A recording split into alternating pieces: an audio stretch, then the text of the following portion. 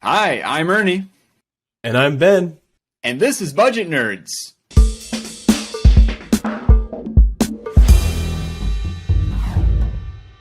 It was all in your mind. You are not alone. No, you are not. Welcome back to the show, nerds. Today, we're going to be nerding out about YNAB's new feature, the Loan Planner. So, super excited about this. It's been released. Well, what's the date today? November 18th. So, November 18th is when we're recording, and it'll be a little while till it comes out. So it's probably been out a couple months as you're watching this, if you're watching right when the video came out. This is like one of the biggest reporting things that we've done, like a new proper report kind of a thing. Basically for loans, we've revamped the account screen so you get a lot more information. You get charts, you get graphs, you get fancy percentages and junk like that. And I think it's really exciting. It's one of the first times we've really made a new report and made a new way to kind of visualize things. Because it allows for so many opportunities to nerd out. Yeah. You get those interest rates and the amount of money you're paying in interest and time you can save on these loans. Yeah, it's really exciting. And I've heard from a lot of people saying, one person said, it's reignited my passion for budgeting. And I've heard things like that. It's just because it's fun to play with these numbers and see the possibilities. Should we explain what it is though before we nerd out too much on it? So what are we talking about, Ernie? What is this new feature called the loan? Good planner? idea. So it's a tool for helping budgeters pay off their debts, specifically pay off their loans. So we're talking mortgages, student loans, auto loans, medical debt, stuff like that. Yeah. And it's just a way to visualize, hey, if I put a one-time extra payment of this amount, how much interest would I save, or how much time would it take off the debt? Things like that. So it's just it's almost like a little sandbox for you to play around. And it's one of the first times we've asked for more information besides how much money do you want to put toward this debt, or how much money do you want to put on this category? We were asking, hey, what's the interest rate on this debt? What's the minimum payment? So we can actually have the information to give YNABers more visualization and more tools to make a plan. And it's really exciting. Now, Ben, we know that you don't have any debt. You just paid off that mortgage. But what? You paid that off relatively recently, and I know you played around with the loan planner in beta. What was your experience? Yeah, because we've had it in beta for a little while before it got out to everybody. So yeah, I did get to put my mortgage in there. I think one thing I've always really focused on cutting down the amount of time that I have to pay on the mortgage or on whatever loan, right? So my motivation has always been, I want to pay this off 6 months sooner than I would if I was just paying the minimum, or a year sooner, or whatever it is, right? Because I want that cash flow back. That's what I'm all about. But one thing that the loan planner showed me is, hey, if you put this much extra on the debt, or if you pay this one-time extra amount, this is how much interest you're going to save. And that was really cool, especially, not quite as much when it was the mortgage, because the interest rate was pretty low on that. But I've been playing with it for other types of loans. And if the interest rate's pretty high, that makes a huge difference. You could put $5 more on the debt. And sometimes it's just oh, you're going to save $1,000 in interest over the lifetime of this loan, or something crazy like that. That might be a bit of an extreme example, but you know what I'm saying. Even for low interest, just a small amount over a long period of time is going to make a huge difference. I started playing with those numbers myself, and maybe we can get into this a little bit, but just wanted to say to that point, any amount that you contribute extra makes a difference. Yeah. And another thing that's cool about it is, because there's lots of really great calculators out there. I mean, you can just type debt calculator and you can get a really cool set of tools to kind of play with the numbers. But this is sitting in your budget, and there's actually a way, you can have a little sandbox, you can play around, and then you can say, copy and go to my budget, right? And you can copy that amount, and you can go to your budget, and you can change your target right there. And you can actually implement it right there in your budget. So it's kind of cool because not only is it a really cool tool by itself, but you can immediately bring that to your budget and actually implement it right there, which is really neat. Yeah, as soon as this was released, I was saying to myself, and I'm sure a lot of nerds can relate to this, man, I wish this was available when I was, paying off all of my debt, years ago. Me too. Because it's back huge. in the day, I was setting those accounts up as tracking accounts and just simply updating the balance once a month, but then trying to figure out how much extra can I put towards this debt? When am I going to pay it off by? Running all those scenarios, I'd have to go to, spreadsheets or other websites, online calculators, and do everything outside of YNAB. And I remember thinking, man, if I could just do this all inside of YNAB, that would just be the best thing ever. Yeah. And this is the first step to, well, a lot more to come. We can talk about that. But one thing I want to talk about, Ernie, you've broken one of your arbitrary rules that we talked about a few episodes ago. And I think it's because of this loan planner, right? It absolutely is. Tell me about this. And I even remember saying, I know eventually I'm going to break down and I'm going to break this rule. So the arbitrary rule from a few episodes ago was I'm not paying extra on my mortgage, not even an extra penny, right? Because we had just taken Right. out the loan. It was a 30-year loan. So, and I was just in the beginning of it. It was a super low interest rate. And I just had other priorities. And so I was just paying that minimum monthly amount. I think it's good to be like, hey, I'm not paying extra and I don't feel bad about it. That's fine. Yeah. Right? But then I started tinkering with the numbers. and here's the other thing too. I love paying off debt. There's just something about it that really excites me. And so that was Tiana's comment that you mentioned, that reigniting that passion for budgeting again. I totally relate to that. Because once we paid off all the debt but the mortgage, I kind of was at a loss of what do I do with budgeting, right? And I mean, yeah, I can start focusing on retirement and investing and all that, but that just, I don't know, that didn't get me excited. I would up my percentages or contribute extra amounts and just be like, no big deal. But paying off the debt, that's what excites me. So anyways, started playing with the numbers and I'm like, what if I just pay 1% more every single month? And we're talking $8.31.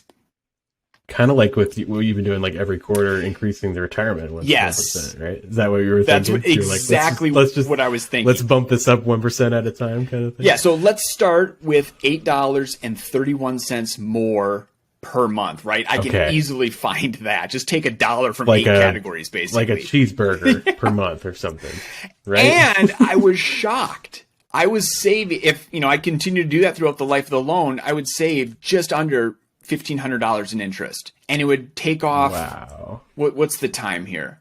5 months? 6 months? 6 months, you said. Off the mortgage. That is crazy. $8 takes off 6 months. That's wild. So then I just started. That's wild. And you wouldn't even notice that, right? You don't even notice that. And then my plan was similar to the investing one. Okay, every quarter, I'm just going to up it another $8.31. So another 1% of my mortgage, because I'm not going to feel that every quarter.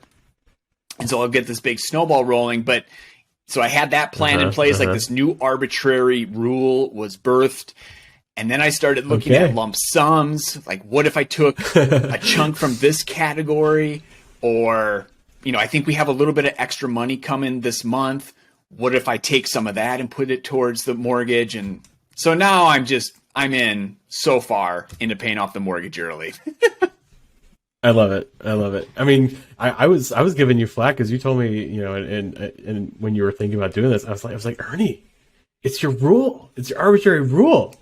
But you know what? The point of the arbitrary rule is you can change it because it's arbitrary. Right? And I knew it was something that I would never be able to sustain. Right? Eventually, I was going to break down, and I was going to start tackling the mortgage. That is spoken like a true budget nerd, because most people are like, "Oh, I could never sustain paying extra on the debt," and you're saying you could never sustain not paying extra on the debt, right? Yeah, that is. But it's true. Like when you can see the numbers, it's inspiring. I mean, it was the same thing for me when I decided to put extra on the mortgage. My story is we had gotten some raises because my wife got a new job. I got a raise, but we couldn't use it because we were saving for a baby, right? And there's lots of medical expenses and maternity leave and, all that stuff. And so we're saving for that. And then when the baby came and everything was good and everybody was healthy, we were looking at that extra money that had been going towards saving for the baby. And I was like, what if we put this on the mortgage? And I realized, we could really shave off a lot of time.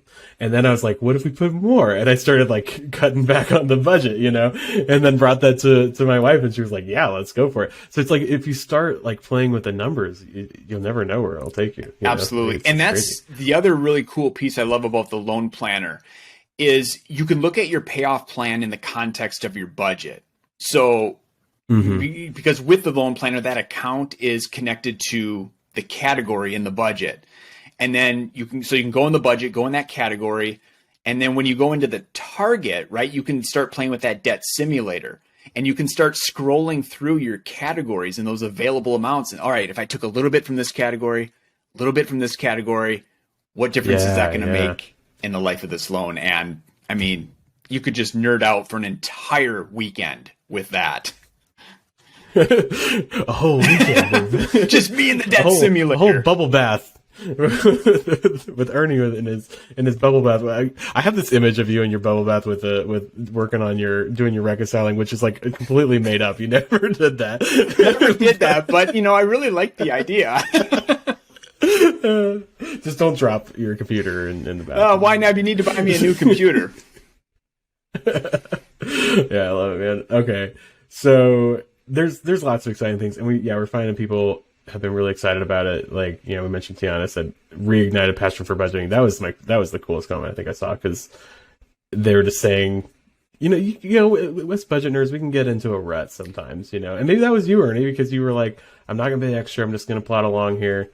But then you started playing with the numbers, and it kind of like got you passionate. Yeah, again, and I guess I wouldn't call it a rut. I mean, it's probably what you want with your money. Things were just very boring, right? Like, get paid, right? Give jobs to dollars, move along, change the numbers around. But I wanted that excitement, So, yeah. And you can't, like, here's the deal: like, you can't make a sacrifice. Like, you're never going to make a big sacrifice if you can't see the reward, That is, is what the loan planner does for you. That's what the simulator and the web app specifically will do for you.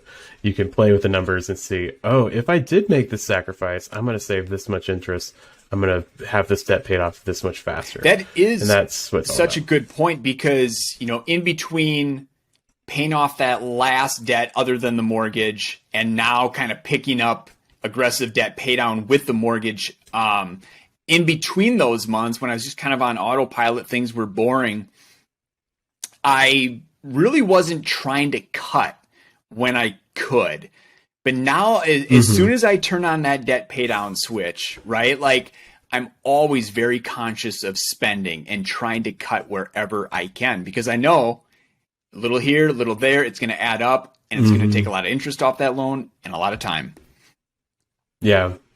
I think it's always good to have something you're going after in your budget. It doesn't have to be debt pay down. It could be saving for something or something like that, because like you said, it just keeps you from accepting the status quo. Yeah. Because if you have something you're passionate about, you might start saying, well, do I need to spend? Like, do I really value this thing as much as my budget's saying I do right now? And you can kind of figure that out.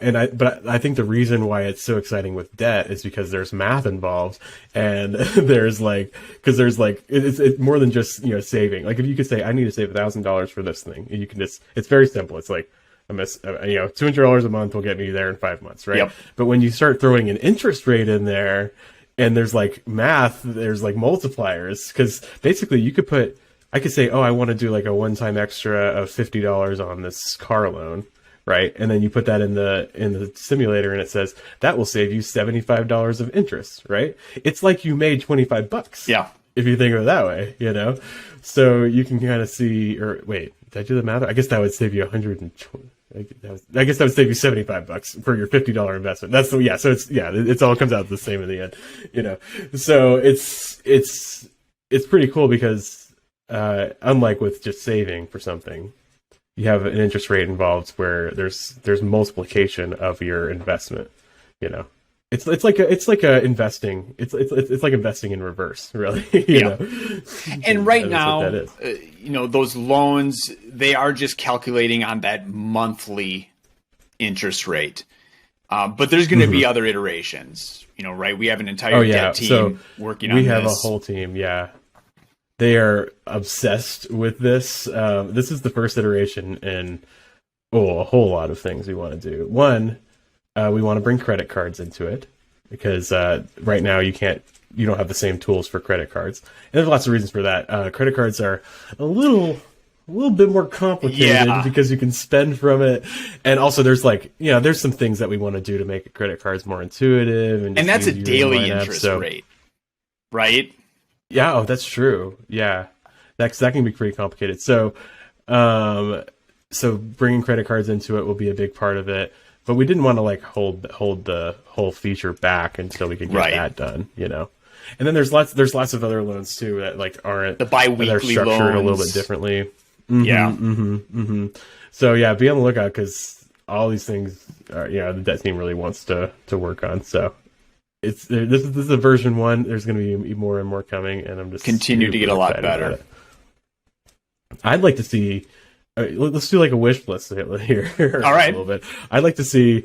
Okay, so we have all these loans, but they're kind of individual right now. I'd like to have maybe a different report where you can put them all together and make a plan for your whole 10 loans or something like a debt dashboard. That would be pretty cool. Yeah. Ooh, that would be cool. I think you just named it. No, that came from. I heard that from Aaron, my supervisor. Oh, you did? Yeah. Okay, so people on the debt team are already coming up with these ideas and giving them names. So yeah. Yeah, can you imagine, you have your various debts and then what would it look like to run the snowball method? And it gives you all the numbers, the avalanche, or you could pick a custom order for your debts. I mean, yeah, you could be I want to do the snowball method, but this loan to my parents, I want to pay off first. So you could move that to the top or, something like that. Yeah, that would be really honestly, cool. Had all that been available during the days where I was aggressively paying off numerous debts, I don't think I would have left the house. Hey, it's just me and my budget. This is all I need, people. This is all you need, yeah. Oh man. Well, we'll put some resources in the description for you if you guys want to check this out and learn more about it. It's pretty neat. Maybe you'll end up like Ernie and you'll be putting way more on your debt than you ever thought you would, just because you can see the rewards. That's really what it's all about there. Yeah. Anything you want to add, Ernie? Or we cover everything, you think? Yeah, I think we've covered it all. Let's head into YNAB Wins. Yes, we have a couple comments we wanted to highlight.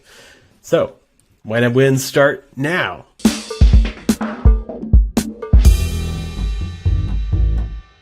Who's all your mind?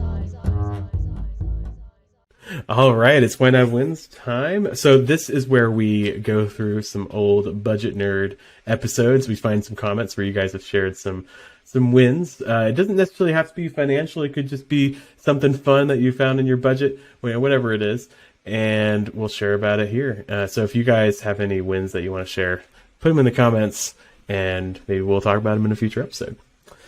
The first one, you want me to go with the first one here? Go for it. All right. H.C. Schwartz, good name, says, this is on the 6 Habits of Successful YNABers video. It says, my YNAB win is not financial. Oh, there you go. It's a perfect example. I'm saying it doesn't have to be financial. So my YNAB win is not financial, but when my coworker noticed my YNAB bookmark on my browser and told me he was a YNABer too, a fun bonding moment at work. Yes. That is awesome. Love that. You ever found any YNABers in the wild? Let us know. I'd love to hear about those stories. That's really fun. That would have been a perfect budget nerd moment right there. Just turn on the mic and just listen to those two nerd out about YNAB and budgeting. Would have been awesome. Yeah, I'd love to see that. I wish I could be a fly on the wall there. That'd be fun. All right, my win comes from Annette, and Annette says this: today money hit, and I have, for the first time, enough money to budget a month ahead. I keep it in a holding account for allocation when the day arrives. I started YNAB in May 2020, so that took me 20 months to achieve. And then Annette continues on to explain a little bit more about that process of getting the month ahead and what it looked like prior to that. So, and we'll put that up for you folks to read. But congratulations, Annette. That's huge. Getting that month ahead, all that stability and flexibility. Love it.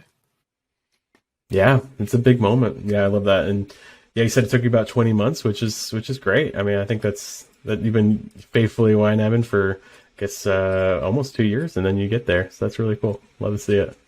Awesome. Well, I think that's all we have for today. It's been really fun chatting with you. Let us know if you're using the loan planner and how it's been helpful. And if you haven't used it yet, check out the resources in the description. You can learn more about it and start using it in your budgets real soon.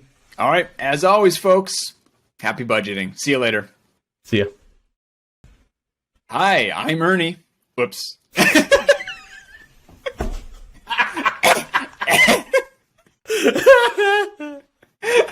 Hi, Ernie. It was like so much suspense, and then it's just like, voice crack.